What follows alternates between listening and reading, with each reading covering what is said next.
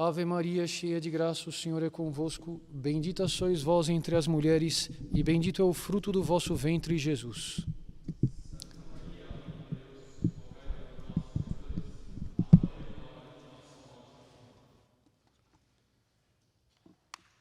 Nessa solenidade de Nossa Senhora de Fátima, as leituras, claro, sublinham a presença de Nossa Senhora, procuram louvar a Nossa Senhora, tanto no Apocalipse quanto a Senhora vestida de sol, quanto em São Paulo, Nosso Senhor nascido de uma mulher, e sobretudo no Evangelho. No Evangelho nós vemos um duplo louvor a Nossa Senhora, porque toda mãe se orgulha do seu filho, ou procura se orgulhar do seu filho. E essa mulher no meio da multidão, vendo a Nosso Senhor pregar, vendo a Nosso Senhor maravilhar aquela gente, vendo Nosso Senhor levar aquelas almas até o céu, se encantou por ele e imaginou como seria a mãe dele. Feliz essa mãe que tem um filho tão santo e tão bom. E aí ela não aguentou e exclamou: feliz o ventre que te trouxe e os seios que te amamentaram. Ela estava louvando a Nossa Senhora. Mas Jesus respondeu, surpreendentemente: muito mais felizes são aqueles que ouvem a palavra de Deus e a põem em prática. Nossa Senhora é duplamente louvável aqui, porque ela não só é a mãe de Jesus, mas ela é por excelência aquela criatura que colocou em prática a palavra de Deus. E essa é a advertência que ela veio fazer em Fátima. Ela apareceu para advertir a humanidade de que nós não estávamos pondo em prática a palavra de Deus. Pôr em prática, ouvir. Nesses tempos de vírus, pandemia, epidemia, nós vemos tantas e tantas pessoas preocupadas em pôr em prática tantas normas dadas pelos agentes de saúde, e fazem bem. Nós vemos tanta preocupação e tanta vigilância, porque eu não quero pegar vírus nenhum. Mas se nós tivéssemos essa vigilância contra o pecado, se nós tivéssemos essa resolução de colocar em prática a palavra de Deus, o mundo seria outro, a igreja seria outra. E é já uma primeira mensagem do Evangelho de hoje. Como eu estou pondo em prática a palavra de Deus? Como eu estou vigilante para cumprir a palavra de Deus? Sendo solenidade de Nossa Senhora de Fátima, claro que eu pensei em falar sobre as aparições de Nossa Senhora, já tão conhecidas entre nós. E me surpreendi, porque eu fui aqui à biblioteca e peguei o livro do Monsenhor João, Fátima, Aurora do Terceiro Milênio, que ele escreveu no início desse milênio, no ano 2000.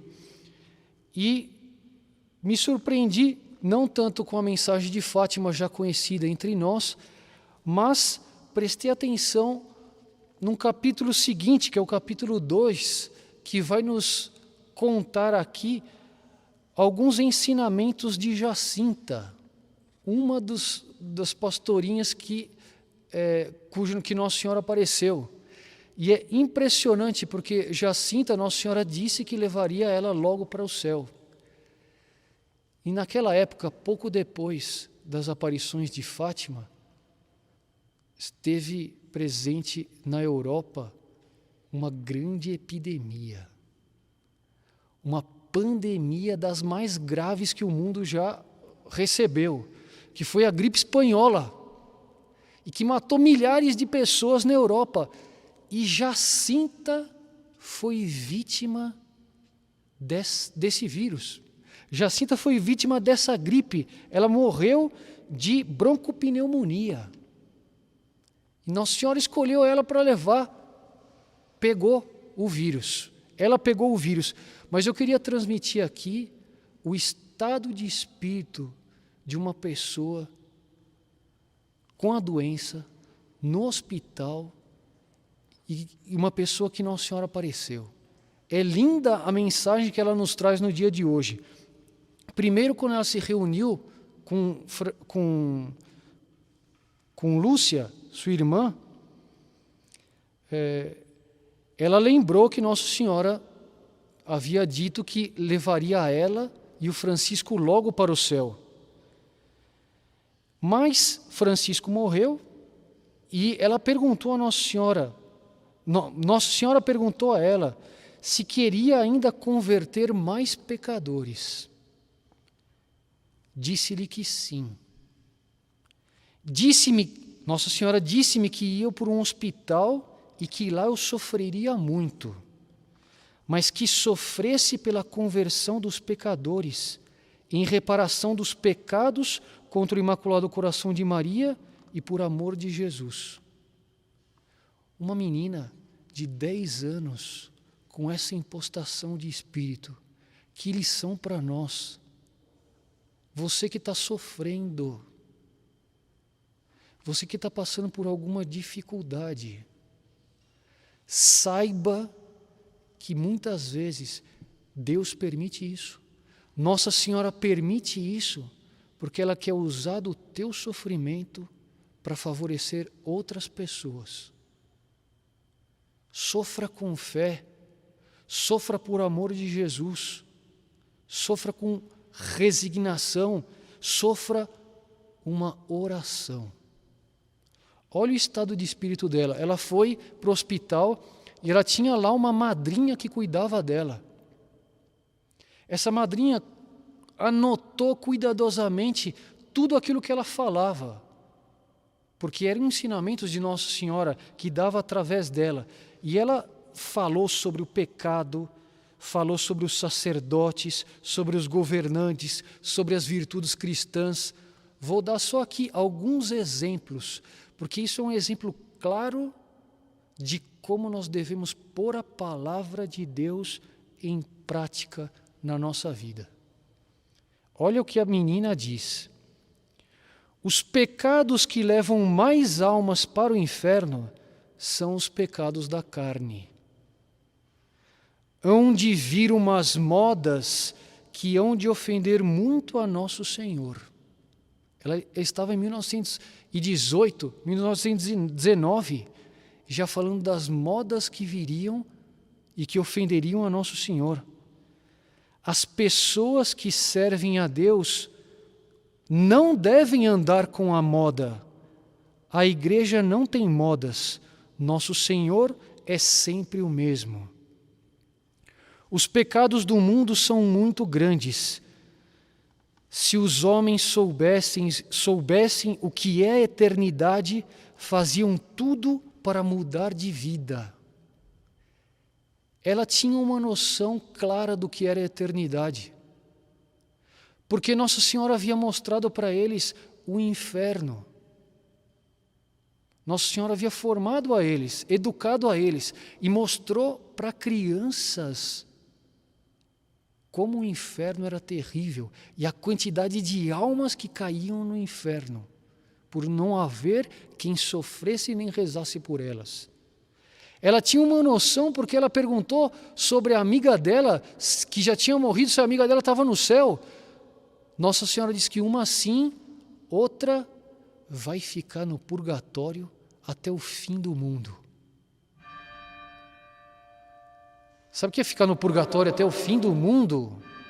Quando a teologia diz que o maior sofrimento que nós possamos ter nessa terra é sombra e figura perto do menor sofrimento do purgatório. e ficar esperando até o fim do mundo. Se a gente soubesse o que é eternidade, faríamos tudo para mudar de vida. Ela tinha uma noção do céu também, porque ela tinha conversado com Nossa Senhora, e Nossa Senhora era a voz do céu para ela. Os homens perdem-se porque não pensam na morte de Nosso Senhor e não fazem penitência. Muitos matrimônios, continua ela, são anotações, muitos matrimônios não são bons, não agradam a Nosso Senhor e não são de Deus. Aí ela vem falar, eu não posso ler tudo, mas são os ensinamentos muito atuais e que nos cobram, exigem de nós, coloque a palavra de Deus em prática na minha vida. Vem mais para os sacerdotes também, não é só para as famílias, não é só para o povo, é para os sacerdotes. Peça muito pelos padres. Ela diz isso.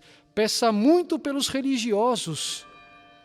Os padres só deviam ocupar-se das coisas da igreja. Os padres devem ser puros, muito puros. Depois fala dos governantes.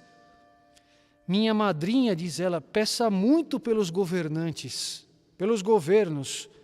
Ai dos que perseguem a religião de Nosso Senhor. Se o governo deixasse em paz a igreja e desse a liberdade à santa religião, era abençoado por Deus. E ela vai falar agora das virtudes nossas de casa. Ela fala da pobreza, ela fala do silêncio, ela fala da caridade. Ela comenta, não fale mal de ninguém e fuja de quem diz mal. Até os sinos estão tocando para sublinhar essa parte. Não fale mal de ninguém e fuja dos que dizem mal.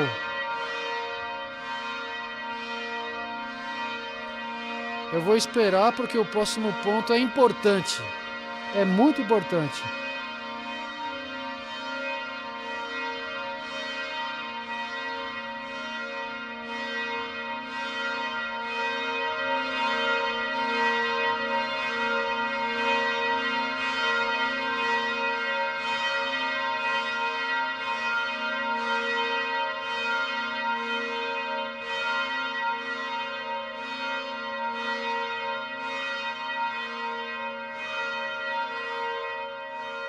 Olha só que conselho.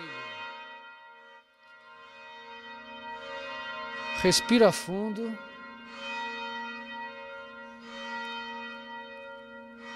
Tenha muita paciência, porque a paciência nos leva para o céu.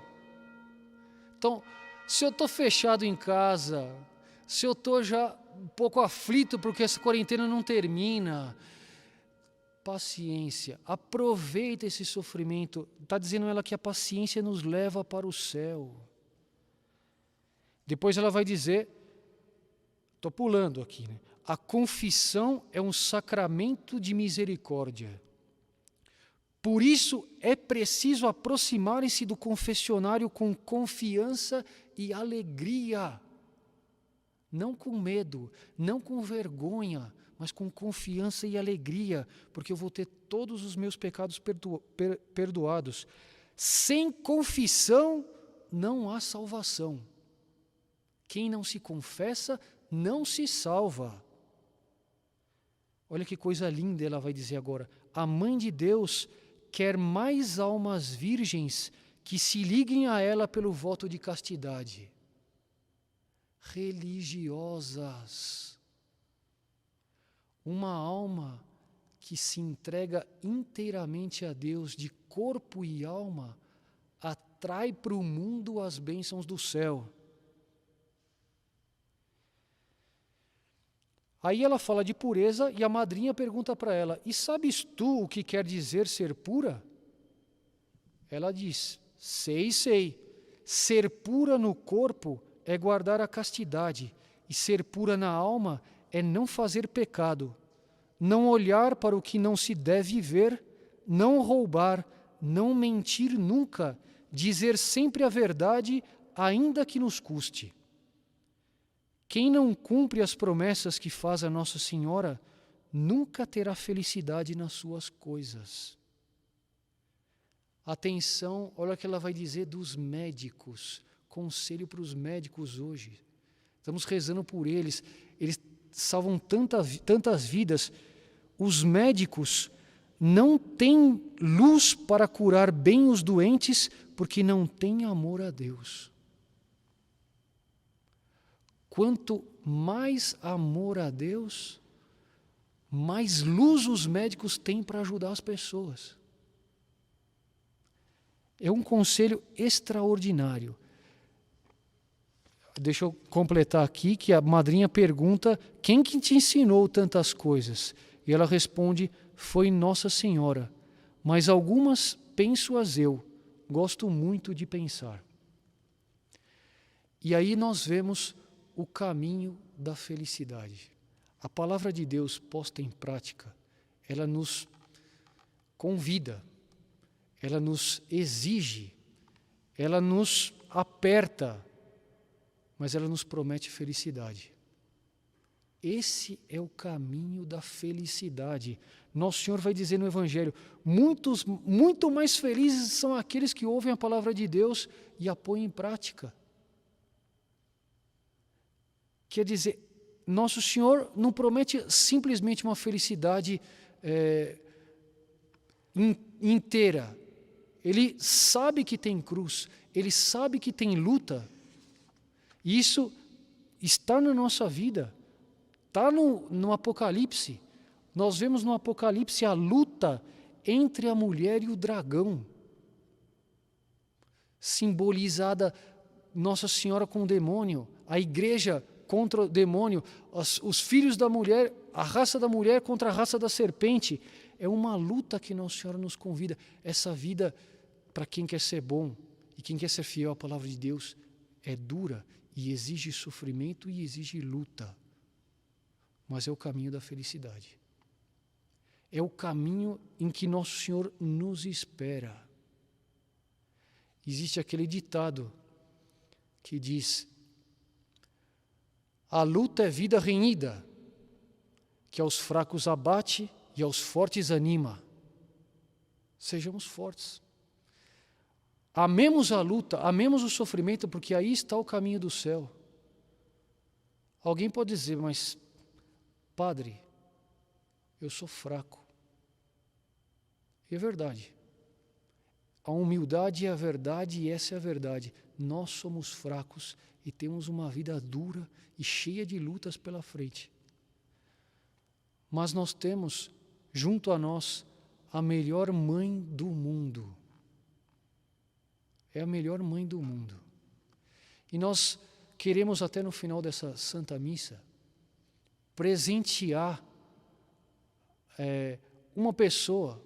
No fundo, queremos presentear todo mundo, mas nós vamos sortear um. Nós vamos sortear esse quadro aqui embaixo. Esse quadro de Nossa Senhora.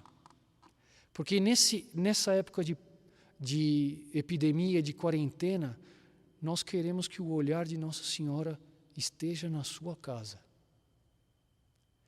Dr. Plínio, que eu creio foi um profeta enviado por Nossa Senhora para os nossos dias, comentava, vendo uma foto de Nossa Senhora de Fátima, comentava o seguinte: olhe fundo neste olhar e deixe que esses olhos vejam você.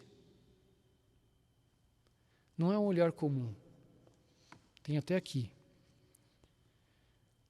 Quanto mais que olhar, nenhum é tão límpido, tão franco, tão puro, tão acolhedor.